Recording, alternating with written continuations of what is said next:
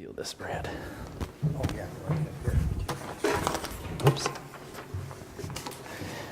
All right. Well, hey, we're in the middle of a series right now, and we're really exploring a tough subject, so I'm kind of feeling it.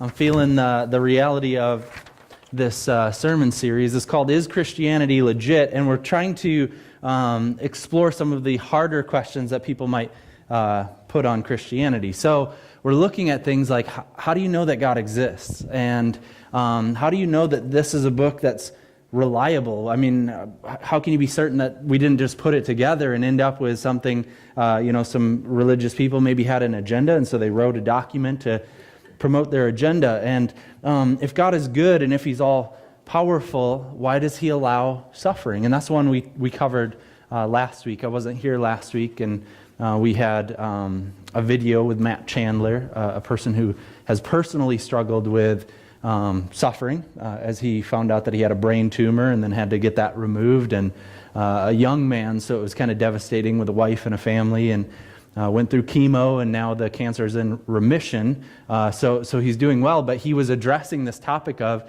if God is good and if He's powerful, why does He allow so many bad things to happen? And so I want to remind you that you can send in questions throughout the teaching time, and I want to give you permission to really go back and explore the topic from last week a little bit. So if you feel the need to send in some specific questions about that, Shannon and we talked about it, and we thought that'd be a good idea, because we don't want to just kind of cover material quickly and move on and not really address what you guys are dealing with. But at any point during this series, you can always use this number here, send in questions, and then at the end of the message, we will try to address some of those. The other thing I want to remind you of is we're trying to create an environment where we might be able to bring some friends. And, we've said it this way before. Tell them about the text question thing. Tell them that they can grill the youth pastor. They can make me squirm, and they'll watch me get all red and uncomfortable as they, push the issue a little bit. So invite some friends and get them here. And I'll just remind you guys, what I'm trying to do up here, I don't feel especially equipped to do this, but I'm just trying to offer at least something, so you have something, and then I can point you to some people who are even better. Well, let's go ahead and pray, and then we're going to take this question: doesn't science disprove Christianity? So let's bow and ask God for some help. God, we are so grateful for an opportunity to come together and worship You. God, we ask that You would speak to us through this time. We pray, Lord, that You would please use our time together to help us know You better. We ask for the Holy Spirit to be doing a work in here, for You to be teaching us and You to be instructing us, and for us to be receptive and willing to listen.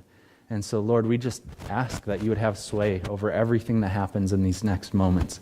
And we pray this, please, in Your name. Amen. All right, well, I'm going to give you a few different versions of this question. So the big question is, doesn't science disprove Christianity? And I'm going to give you a few different ways that I've heard this expressed before. The first one, and this is the one that I personally have interacted with a little bit, is it's somebody that I know and respect, and they were asking it this way. They were talking about the Bible, they were talking about Christianity, and they were going, well, this is a very old book. And so the authors of this old book, they didn't know very much, right? They're coming from a pre-scientific period of time, and so when they would communicate about things, they just didn't know. I mean, they're very limited, and so, we should be a little bit skeptical of the Bible's ability to address anything that we experience now, because it's so old and so old-fashioned. One of the examples that they gave to me was, well, think about this, okay? The Bible talks about the earth, and it uses some pretty interesting terminology. Remember how before they figured out that the earth was like a ball, they thought it was flat, and they were afraid of sailing off the end of it, right? I don't want to go too far away from the mainland. We might fall off, okay? And so their thought was, when the Bible writers started to communicate, they probably had an idea of creation like that it was something flat. And actually in Psalm 104, verse 5, it talks about how God has set the earth on foundations. So Bible writers, they didn't know that we're a ball. They didn't know that we're, spinning around the sun and that there's gravitational whatever that's keeping us there. And so they communicated, but they said, the earth, God set the earth on top of some foundations. Clearly, they don't know what they're talking about. But here's the problem with that idea. That's not very good reading. Because the Bible isn't a science textbook. It's not trying to give us a bunch of different truth propositions that, okay, here's what's going on, it's bullet pointed, and it's trying to just tell us information that we could get a quiz on or whatever. It's communicating deeper things than that. There is truth in the Bible. There's lots of truth in the Bible, but it's not simply telling us propositional truth of how the earth is, what's holding it up and all these different things. It's telling us something more than that. In other words, when we read the Bible, we should be aware that there are different ways that we communicate. That sometimes we use things like figure of speech. And in the Bible, there are different genres of literature. There are different things that people are communicating, and we have to interpret what's being said based off of their style of writing and what they're intending to communicate to us. And in that case, Psalm 104:5, it's a figure of speech. The person isn't writing and going, I think that the earth is flat and God set it on top of some foundations. And so we're just sitting there. What the writer is communicating is something much deeper than that. Figure of speech. Let me give you one that we might use. I could say something like this. I'm on top of the world, right? And I wouldn't necessarily literally mean that I'm standing on top of the world, right? I might even climb a hill and go, I'm on top of the world. Nobody in their right mind would go, that's right, Cor, you are on the very top of the world, right? It's a figure of speech, and a lot of times it just means things are going well for me, and I'm feeling pretty good about it. And people don't, like maybe a scientist would come up, well, technically, you're not. But most people would hear that and they'd go, okay, I understand what you're communicating. You're using a figure of speech to get at a deeper reality. In the same way, Psalm 104 verse 5 is saying, there is something more profound than creation itself. There is something about the earth and the creation that is more profound and more foundation than even creation itself. Does that make sense? God sets the earth on the foundations. He upholds the world that we live on. And he's not trying to be technical of what that looks like. He's trying to communicate a reality using a figure of speech. So be careful, as C.S. Lewis talks about, be careful of chronological snobbery. That's what C.S. Lewis says. Don't think that because something's newer or more modern, that it's necessarily more advanced or better. Sometimes the best stuff is the old stuff. And just because the writers were, thousands of years prior to us and our experience, that doesn't mean that they don't have something brilliant to say about life today. We fall into this all the time. We think that because we're so advanced, we're so developed, that we are far superior to what anybody in the olden days might have said. And that's just not the case. In a lot of ways, we're not always making progress. Sometimes we're regressing. And our things might be developing and we might be learning more about certain categories. We might be stepping back in some ways from categories. One example is, the family life in our society. That families, I don't think we're making these huge advancements on how to have a family. In a lot of ways, I think we're stepping back. And you just see that as there are so many families that are struggling and so many families that are broken and so many problems in our society as a result of that. So we're not always moving forward along with history. Sometimes we're regressing, right? And so we need to be careful not to think, well, because this is so old, it really doesn't have anything to say to us today. Science has informed us. We've got way more information now. So that Bible stuff, that Christian stuff, that's just old-fashioned, and I don't see that.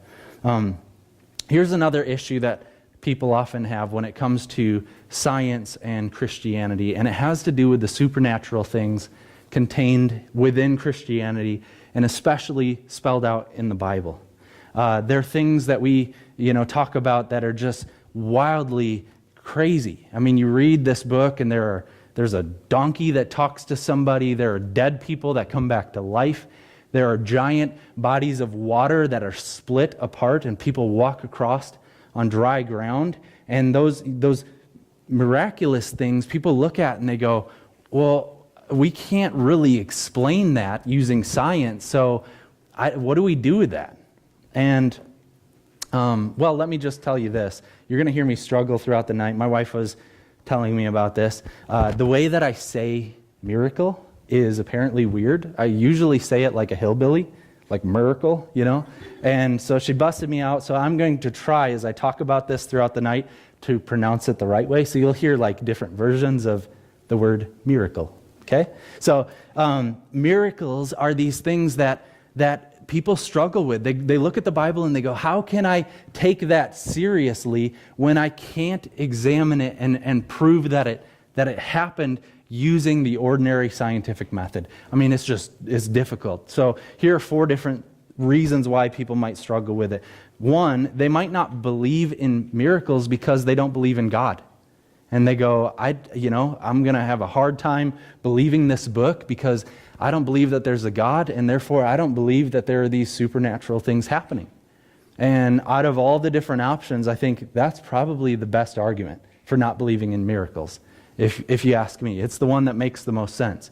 My issue would be with that one, what do you do with Jesus of Nazareth and the fact that historically it's verifiable that he died, they placed him in a tomb, and he rose from the dead and talked to a bunch of people, okay? What do you do with that? Okay, you might not believe in God, you might not believe in miracles, but what do you do with that? What do you do with that information? And if somebody just goes, well, I just don't believe it, that's lazy, okay? I want to know, what do you do if you actually looked at the evidence? What are you going to make of this? The fact that there was a resurrected man. So, number 1, sometimes people don't believe in them because they don't believe in God. Okay, I get that, but what are you going to do with all the evidence? Number 2, sometimes people don't believe in them because they haven't personally experienced it. So they're looking at it and they're going, yeah, maybe it could happen, but I've never seen one, so why should I believe in it? What if I came up here and I go, you know what, guys, I just need to share this with you. I don't believe that, President Obama is a real person. I've never met him, right? You go, okay, hold on. That's weird. That's crazy. It's for us to say, I don't necessarily believe that God could ever do anything supernaturally because I've never personally experienced it. Not a very good argument. Just because you haven't personally had an encounter, a supernatural encounter, doesn't disprove God or his ability to act supernaturally in the world. In fact, miracles by definition they wouldn't happen all the time, right? They're not going to be ordinary. And so the fact that they're seldom and you might not have experienced it, that's actually, I think, proof for their existence. But anyways, that's what some people would say. Because they haven't experienced it for themselves, they're not going to believe in it. Number 3, sometimes people don't believe in them because they think, like we talked about earlier, that it's just old-fashioned. They didn't know how to talk about it, so they just called it something. And they didn't have categories to explain it, so they just said, this is the supernatural hand of God. This is something miraculous that's going on here. And again, I don't think that that's the case. The writers of Scripture, some of them were very brilliant people, and some of them had very perceptive things to say. I don't take them as lazy individuals who look at the world and go, I don't know how to explain this. Let me just throw up a cop-out answer. Just because it's old doesn't mean that they don't know what they're talking about. And so that argument for me doesn't work as well. Number 4, sometimes they don't believe in it because it would violate the natural order, right? They look at the world and they go, man, things are predictable, we can test it, we can do different things, and it always comes out the same. And so a miracle would actually violate that natural order, and I can't believe in that because the natural order is something I can see and experience and feel, and I just have a hard time with anything that would violate that. But here's the deal. I understand what that argument is getting after, but if there is a God, and He's the one who designed the natural order, and He's the one who put everything into existence, He has the power then to institute that order. He would also have the power then to suspend it, right? if he's that powerful that he employs a natural order that gives us predictability, then I think he would have the power to actually suspend it or act differently if he decided. And to me, that just makes sense. So I think that miracles are actually evidence for a God. I think that there are accounts in history, in people's lives, in maybe even in some of our experience, where God is working so profoundly, we actually should say, that points towards the existence of God. And though science cannot explain it, it definitely can't disprove it, right? Though science can't necessarily tell you why something happened like that, it definitely doesn't say, then it couldn't have possibly happened. Here's a few different reasons why I think it's reasonable to believe in miracles. Miracles as special acts of God are possible, and it is possible to have good evidence for them. The resurrection is one particular example of that. There is lots of evidence to show that it actually occurred. And that the Bible contains all these different accounts, I think gives us more evidence to understand that God does act supernaturally in his world. And though science maybe can't describe exactly what's going on, it can't disprove it, or that it did happen. But here's something that people do as well. There was a youth group student who graduated, and this has been several years now, but he graduated, he goes off to college, he's a believer, solid part of our group, and just solid young man, and he goes off to school and starts hearing professors share some different information. He comes back, and we have lunch together one day, and he begins to talk about some of the courses that he's taking, and he begins to talk about the Bible and some of the new insights that he has figured out. And he begins to go through the Bible and take some of the more incredible stories, and he begins to actually try to describe what could have happened scientifically. And so he's saying things like, well, Jericho, that's a very sandy, arid region. So maybe they built their walls, the city of Jericho that falls down after they march around it 7 times. Well, maybe they built their walls out of sand. And so it's not very sturdy anyways, and so they're just marching around, they blow their trumpets, which is really loud, and people are freaking out. And maybe there's a storm that coincidentally goes through right at the same time, just knocks everything over. Okay? Interesting. He keeps going on, and he's like, well, maybe with the parting of the Red Sea, there's like a sandbar, and the wind is blowing really hard and just kind of blows the water off of the sandbar, and they march across. And he just goes through all these different things, and I'm like, hold on, time out. And I want to say the same thing to you guys. Science is valuable, and it's important, and to be able to explain something rationally is pretty good and pretty important. But let's not allow science to become bigger than God himself. That when he reveals certain things to us in Scripture, and he doesn't tell us exactly how it plays out, but he definitely portrays it as a supernatural act of his hand or his will, then we should be able to accept that even if we can't perfectly explain how it may or may not have happened. Does that make sense? I don't think it's a good thing to go through the Bible trying to use science to describe everything that's going on. And the reality is you're going to get to some specific cases you can't explain using science, like the resurrection, right? You're not going to be able to give a reasonable explanation for, there's a dude who died, placed him in a tomb. Okay, let's just use Lazarus as an example. Dude's dead, 4 days in the grave. Jesus says, hey buddy, Lazarus, come out. And he comes back to life. You can't, using science, you can't say, here's what I think happened. Okay? It's a miracle, right? So that's what we're dealing with. Science can only take us so far. When we read our Bible, there are going to be times where God surprises us. And we have to be okay with that and take that with faith. So miracles actually can be something that help us to appreciate science and what it can explain, but it goes beyond what science can do. Here's another thing that sometimes people struggle with, the origin of the universe. And when we begin to talk about science, sometimes we just bump into right away, okay, evolution teaches something contrary to Christianity. And, evolution, we just need to call it what it is. It's a scientific hypothesis, meaning scientists like Darwin had all this information, they studied things, they looked at things, they had all this data, and they tried to figure out, okay, well, what do we do with all this data? What do we do with the world that we live in? How do we explain where we came from and why there's such diversity and why there's, all these different things? And the hypothesis is, well, maybe things started at one stage, but they have evolved, they have developed, and they have developed in different ways into these different various forms of life. And that's the world that we live in. That's why there's so much going on. And that's kind of a reasonable explanation as you look at the information. But that's what it is. It is a hypothesis. It is dealing with the information and saying, maybe this explains it, right? Now, it doesn't necessarily disprove Christianity. In fact, there are brilliant scientists who are believers who hold to some of the ideas held in evolution. And they're able to nuance it in a way that says, I believe that it's kind of like this. But they believe in God. So evolution by itself doesn't disprove God or Christianity.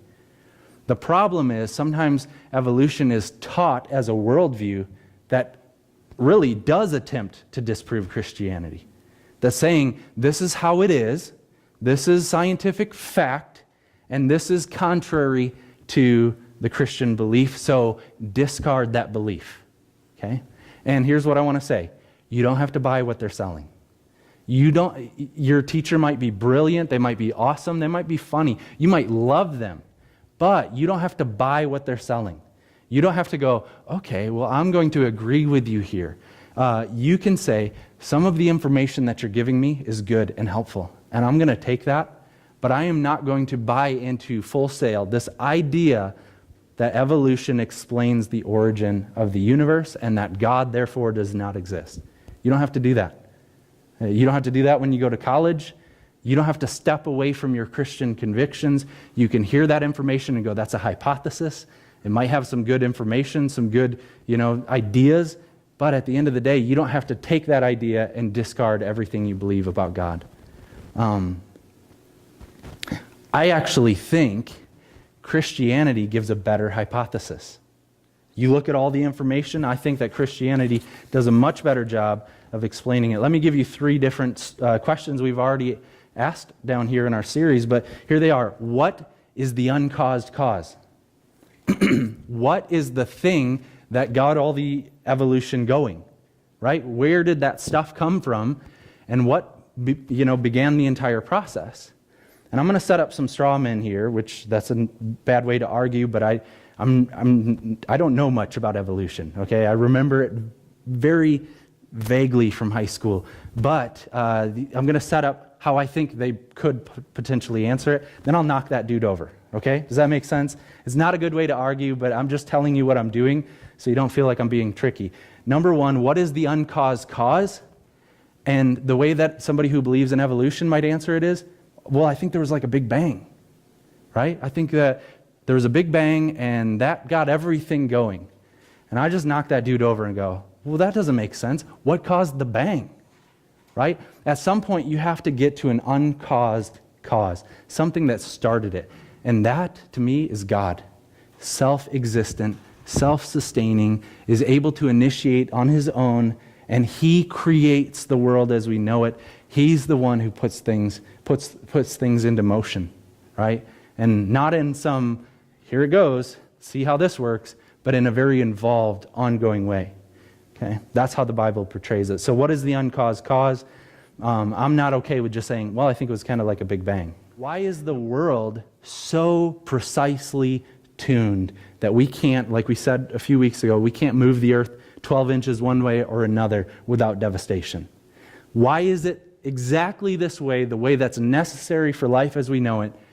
What's going on with that? And for somebody who believes in evolution, here, the straw man again, they might say something like, well, maybe there are lots of different universes out there, millions, billions, cajillions, whatever the case might be, and we're the one, it's random, but we're the one that everything was just ideal, and so we're experiencing life as we know it. Let's knock that thing over. This makes a lot more sense. What if God designed it that way, right? What if God just made it exactly how it needed to be for life to exist? That, I think, is a better hypothesis. Number 3, what accounts for the beauty, diversity, and orderliness of the universe? And somebody who believes in evolution might say, well, it's the process, right? Things are evolving in different directions, and over lots and lots of time, we get all this variety and all this beauty and all this different stuff. And to me, it would make a lot more sense to say, if evolution was such a firm idea, to me, it just seems to make a lot more sense. It'd be a lot more streamlined. It'd be a lot less variety. There'd be a lot of streamlining of things. To me, the better hypothesis seems like God is awesome. And when he was creating, in his creativity and in his beauty and diversity, he's making things that are so random and so different and so unique that when we stumble upon them in the world, we go, whoa, right? Wow, that's beautiful. That's awesome. It's an expression of his character. That makes more sense to me. So, evolution, I don't think, disproves Christianity. I think that there might be some features of evolution that are helpful for us to better understand the world. I'm not willing to take it as a wholesale system and say, you know what, because evolution has so many people who like it, I'm going to go after that and just ditch Christianity. That doesn't make sense to me. Here's another thing. How do we reconcile science and Christianity? How do we bring it together then? If science doesn't necessarily disprove Christianity, can it do good? Can it serve us and do good? There was a guy named Thomas Aquinas, and he's super old from early church history, but he actually, one of his projects was he was taking all of the scientific information he could gather, and he was bringing it together in one book, and he was relating it all to theology, to God. And so he was just taking everything in the world and showing scientifically this all has a relationship to God. So people have been doing this for a long time. Science can serve Christianity. Science can help us better understand the world and therefore better relate to God and therefore worship him. That's how science ought to be used. There's a saying, all truth is God's truth. So wherever we find it in the world, it belongs to the truthful one. It belongs to God himself, and it's telling us something about him. And all the truth that we can find in the entire world can help us to know God better, right? And we can learn incredible things from unbelievers because God has, he's distributed his gifts all over the place. But all truth belongs to God. And so we use truth and we use the scientific method to learn, and all of that learning should result in knowing more about God and worshiping him. And so, I've said it this way before, science and Christianity, they're not enemies, they're bros. They relate to one another. They know, they go together. And science can explain some things about God, but science is limited. It can't explain everything. It can't explain the supernatural, but they can complement one another. Does that make sense? So as we encounter science and as we encounter the world, through exploration, it can actually help us to know the world that God has made. So, while science and Christianity are not at odds, some scientists and Christianity are at odds. So we need to be careful. We need to be careful because sometimes scientists will use science, they'll cloak their unbelief in scientific language to try to prove that God doesn't exist. So we need to be careful. I hope that makes sense. Let me give you 3 different applications, and then we'll take some questions. Number 1, here's what I want you guys to do. Use science to explore God's world, right? Be a learner. Learn about the world, and learn in a way that helps you to know God better. Just use science to your advantage. It can be a channel through which you begin to worship God in greater ways. Use science to explore God's world. Number 2, in your scientific exploration, learn to harmonize your scientific findings with Christianity. Meaning, as you find new pieces of evidence and truth, figure out how it complements biblical Christianity. Figure out how it goes together. And as Wayne Grudem talks about, he's a theologian, he says, here's the deal. When you find anything that seems to contradict, that doesn't go together, here's the reality. either you don't understand your Bible correctly, and so you need to make some reforms that way so you understand how it fits this way. You've misunderstood the information over here, or you don't actually have the right information about the world. And the stuff that you're trying to fit together, you're not interpreting it right yet either. Because when you have truth and when you have the Bible, these go together. And so learn to do that in your studies. Learn to do that in your explorations. Take everything that you're learning and figure out how it fits and try to figure out how does this go together, because it should. Okay? I hope that makes sense. So at any point when this happens, you really have two options. You can go down the road of unbelief and just go, I don't know how this works.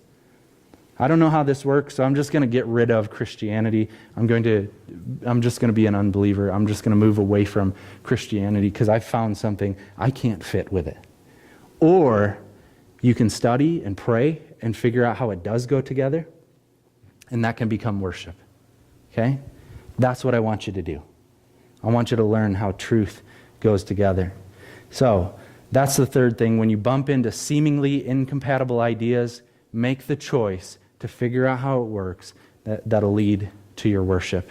Tim Keller, we're going to go back to miracles for just a second, because I think sometimes when we bump into something we can't fit, like we've got this information and we're going, okay, what's going on here? I think sometimes it's because we're in the territory of the miraculous, right? We're dealing with something that science can't explain.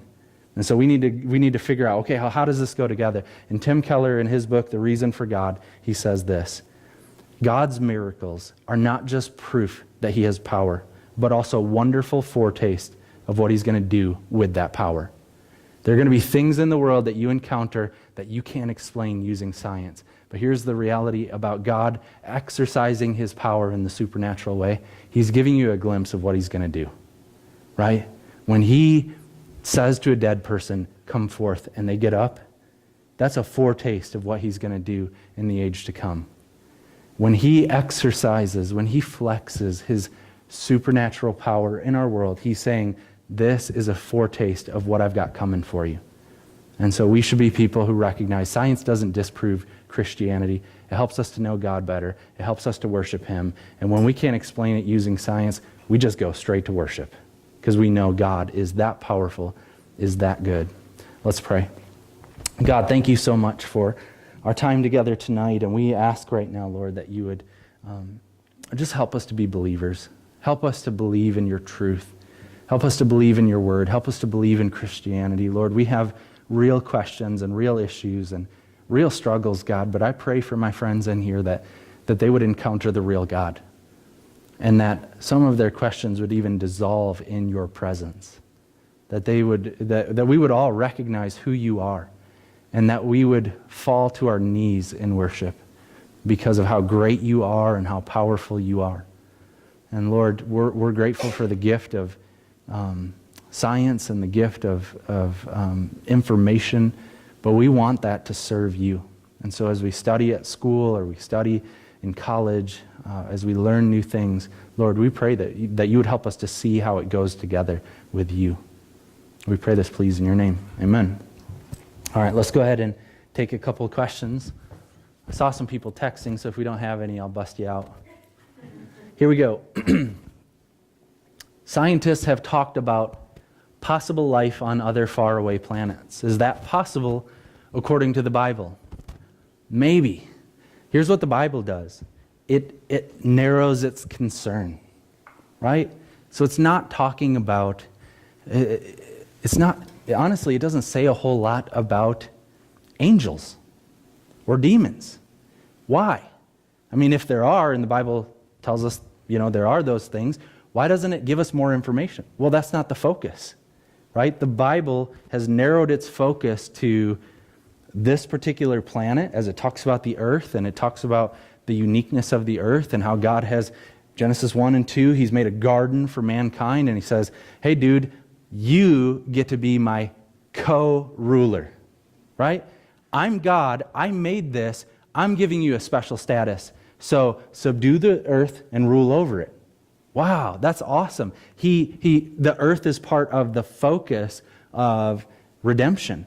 So when mankind sins, the earth gets wacky too. in Romans 8 talks about that. The creation itself is groaning as it awaits the redemption of the sons of God. Because creation itself is going to experience the redemption, but it's gotten out of control because of our sinfulness.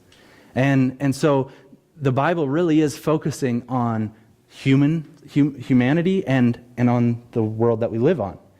And so I suppose there could be something else. The Bible doesn't talk about that. It's not concerned with that. But I can say this. The Bible gives us, it talks about itself in ways that it is sufficient, right? That it talks about the fact that the Bible gives us everything that we need for life and godliness. So it follows from that claim that God's not going to withhold information that we would need. Okay? So it might be possible, but I'm going to say it's very unlikely in my estimation. So maybe there's possible life on other planets. How would we define life? Would it be life as we know it? Or could it even be God showing off his creativity where he goes, look, I made a caterpillar and I put it in some far-off galaxy, and some scientist someday is going to stumble on this thing, and he's going to crud his pants, right? He's going to freak out, write a dissertation, and it's going to be awesome. And God's like, and that's going to be an expression of my goodness. Okay? That might be the case. But the Bible focuses on us and on the world that we live in, and doesn't give us, information about, it doesn't speculate about these other things, because it's focusing on humanity and the earth. Let's see if we have more questions. Is it possible for the Big Bang to have happened, but have been caused by God, not by accident? Like, is it possible to believe in both? Yes. There are believers who hold both of those truth claims. There is a God, there was a Big Bang, and they would nuance it in different ways. One of the things that might lead them in this direction is Genesis is a very symbolic book. So as the author is writing, again, it's not a science textbook. It's not giving us all this information. So it doesn't really tell us how God created, but it does, I think we do need to be clear that it does say certain things. God created by decree. So he said it, okay? When he says things, that's, I think that's how it happens. He speaks things into existence. I don't know how somebody who would hold both those ideas together could describe that, because for me, I think of it like that. Like, God says it, because he says it, it exists. It happens. And that's a theme throughout all of Scripture, not just for its initial existence, but for its ongoing sustenance. That God upholds the world by the power of his word, right? That if God were to silence himself for a moment, it'd fall apart, right? So in my mind, I don't know how these two go together, but I'm just saying some people can do it. It's probably pretty creative, to figure out how to explain both of those things at the same time. Let's see if we have more questions.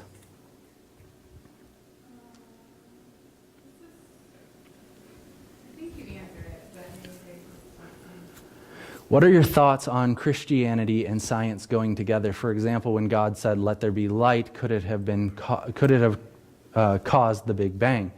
Yeah, I suppose, maybe that's the way that somebody would say it, let there be light, and it was kind of like, boom, right?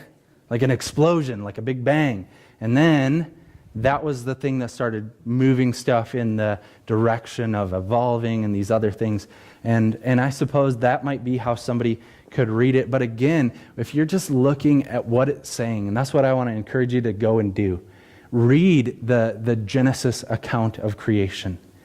It would be very tricky to synthesize those ideas of there was a Big Bang and that created this evolution process, and the idea that God is the one who is creator and he creates by speaking. And to try to figure out how those go together, I think would be difficult. I will say this because I've found it very helpful. I had a professor who told me regarding Genesis 1 and 2, it is sacred ground, right? We struggle to define the origin of the universe because it is so sacred. And he says, it's like a wedding service.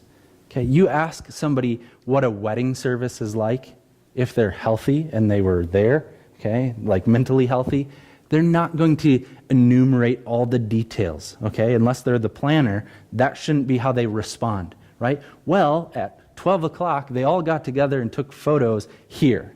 And then at 12:15, they moved here. And then at 1 p.m., we had a ceremony and all the details, right? No, in a sacred moment, that's not what you're communicating, right? When you experience something that profound, that beautiful, language fails you. And you give pictures, you give word pictures of, it was like this, right?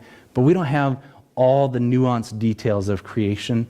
And so we just need to be careful with how we read Genesis 1. I would say, try to lean more towards what is the Bible saying, as opposed to this idea in science sounds really good. How can I keep that and bring it over here? Okay? Because maybe as you study the scriptures and you try to harmonize, you might have to ditch some of that. Because you're beginning to recognize, I can't get this to fit. And my encouragement would be, trust God.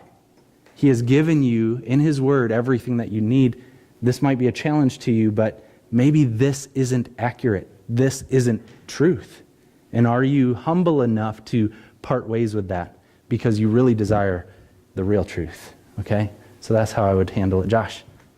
I don't want to interrupt the questions or anything, but just to kind of throw my 2 cents in, like not to be weird or anything. But I was reading an article recently, and this was an article that was in a real scientific journal, wasn't in like the Examiner or anything. But it's actually, it was about how scientists are looking further and further into the universe. And now, there are a lot of scientists who are going against the Big Bang Theory. It's an interesting thing, because now they're saying, well, the universe isn't expanding. There was no small point.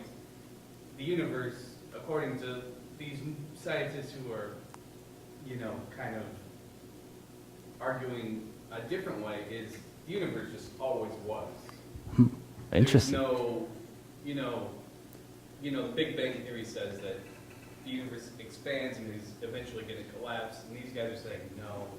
And the Big Bang Theory is fairly recent.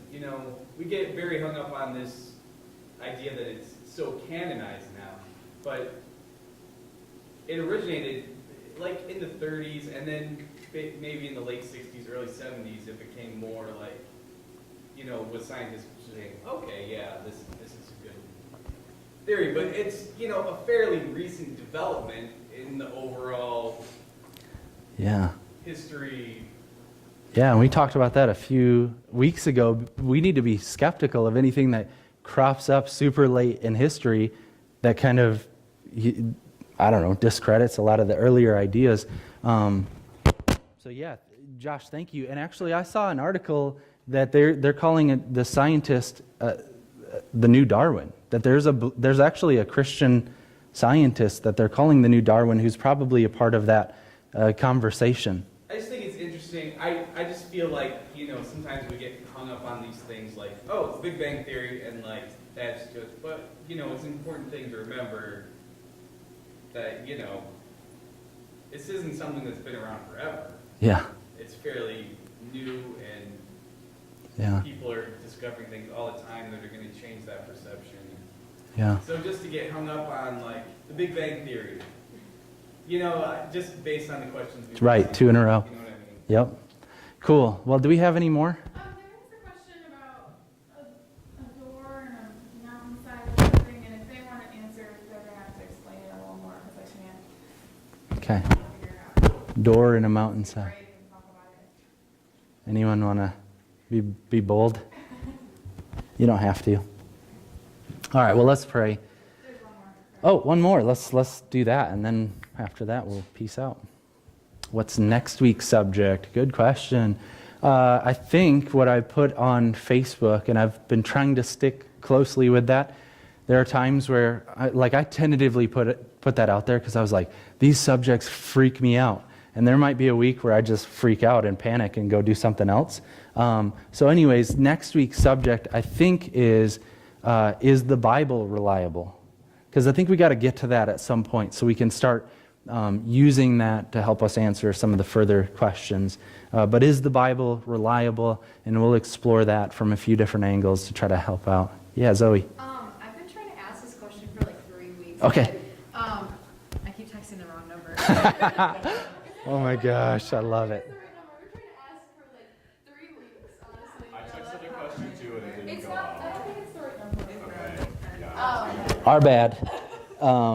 And you told us that, and I thought, well, maybe she just punched it in wrong, and then I didn't double check.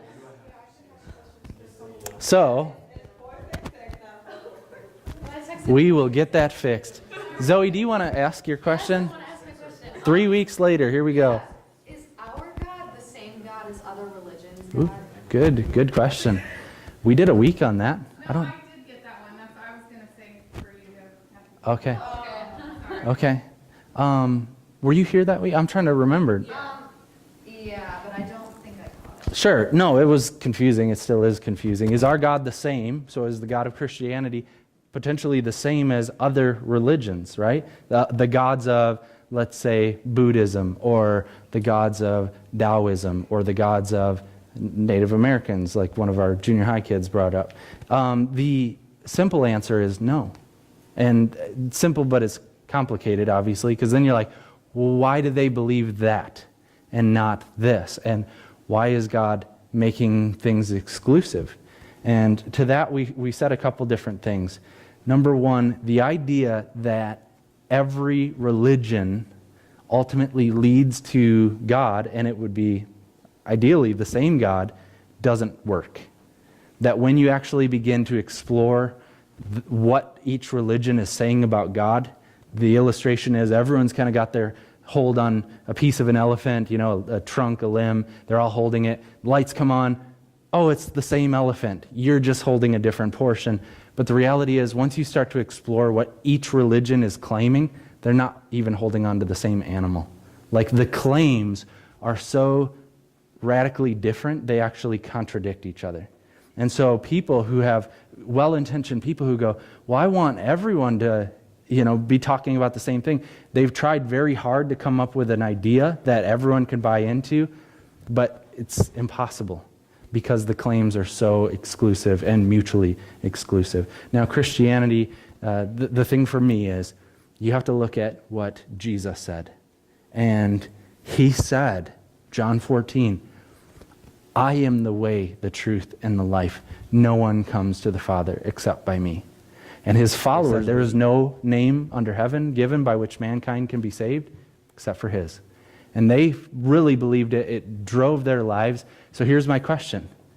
What's up with that, right? Was Jesus was he, like C.S. Lewis says, was he a liar, a lunatic, or a Lord? Right? Was he lying? And he is a way, and there are some other religions that'll get you to God? Was he a lunatic? He was crazy, and he was just making radical claims? Or is he God? And that's true, that he is the fullest expression of the revelation of God. And he says, if you want access to the Father, I and the Father are one. I am the way. I am the truth. I am the life. If you've seen me, you've seen the Father. That's what John 14 is saying. And that's some exclusive stuff. And then we begin to think, okay, well, what about other religions? Why are they out there? What's going on there? And for me, I just think one of the ways that, if you look at history, there have been, basically Satan would love to get us off track. If there's a way to God, and God has revealed that to us, Satan would love to get us away from that. So we have this built-in feature about us. We want to relate to God. We're religious people. And so I think it's pretty fair to say Satan's in the business of trying to get us off a little bit. And so he'll invent all kinds of different ways to talk about that longing and how to relate to God. And like we said about, I gave you basically some criteria. So if you look at religions, which one gives you the best explanation for all of the information? And in my view, I think it's Christianity. I think it's the view that holds history and talks about history in the most sensible way. I think it is the most inclusive of religions. because there is a way to get in, but it's not a discriminate way. Everyone gets in who calls on the name of the Lord. That you, like some religions say, you have to convert to our culture, you have to convert to our ethnicity, you have to convert. And Christianity says, no, we ditched that idea. Acts 15. We decided the way to God was belief in Jesus Christ. We're not going to impose on people some cultural thing, some religious thing. And so it's exclusive in how you have access to God, but it's very inclusive in that all who call on the name of the Lord are in. Well, let's pray. I know that's a really hard one, because when we start to put names to it and we go, yeah, but, oh, my friend, it gets hard. So let's pray, and we'll call it a night. God, thank you so much for your gospel of grace. Thank you, God, that you are in the business of making appeals, that you say, come to me, that you make these invitations for people to put their faith and their trust in you.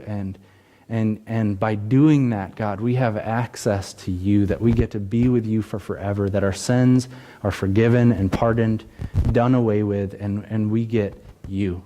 And so, God, thank you for the gospel. We pray, Lord, that you would help us to think more clearly about other religions and the people that we love. And I pray for a missionary burden in this place. I pray that we would not be okay with the fact that there are people who are believing in other things if we're claiming to have the truth.